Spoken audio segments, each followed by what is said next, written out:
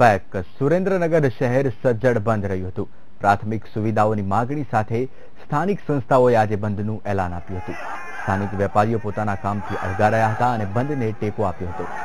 બંધના કારણે લોકો અને ગ્રાહકોને જીવન જરૂરી ચીજો માટે હાલાકી પડી હતી।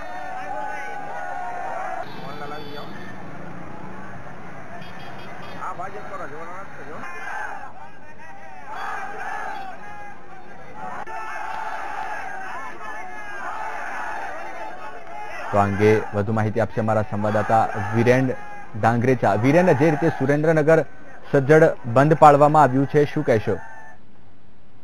જી જયેશ, વાત કરીએ તો સમગ્ર સુરેન્દ્રનગર શહેરમાં છેલ્લા ઘણા સમયથી નગરપાલિકા અને જીયુડીસી અંતર્ગત આડેધડ ખોદકામ ચાલી રહ્યું હતું। આ ખોદકામને કારણે શહેરીજનો હાલાકી ભોગવી રહ્યા હતા। જ્યારે પ્રથમ વરસાદમાં જ નગરપાલિકાનો પ્રી મોન્સૂન પ્લાનની કામગીરી થતી થઈ હતી। આ મામલે અનેક વખત રજૂઆતો કરવા છતાં કોઈ જ ઉકેલ ન આવતા સિનિયર સિટીઝનો સહિત સામાજિક સંસ્થાઓએ આજે સંપૂર્ણ બંધનું એલાન આપ્યું હતું। આ બંને 100% સારો પ્રતિસાદ મળ્યો છે અને તમામ વેપારી એસોસિએશન સહિત સામાજિક સંસ્થાઓ અને વેપારીઓ આમાં જોડાણા છે અને હાલ સુરેન્દ્રનગર શહેર બંધ છે તે રેલી યોજી મામલતદારને અને કલેક્ટરને આવેદનપત્ર પણ પાઠવવામાં આવ્યું છે। જી જયેશ।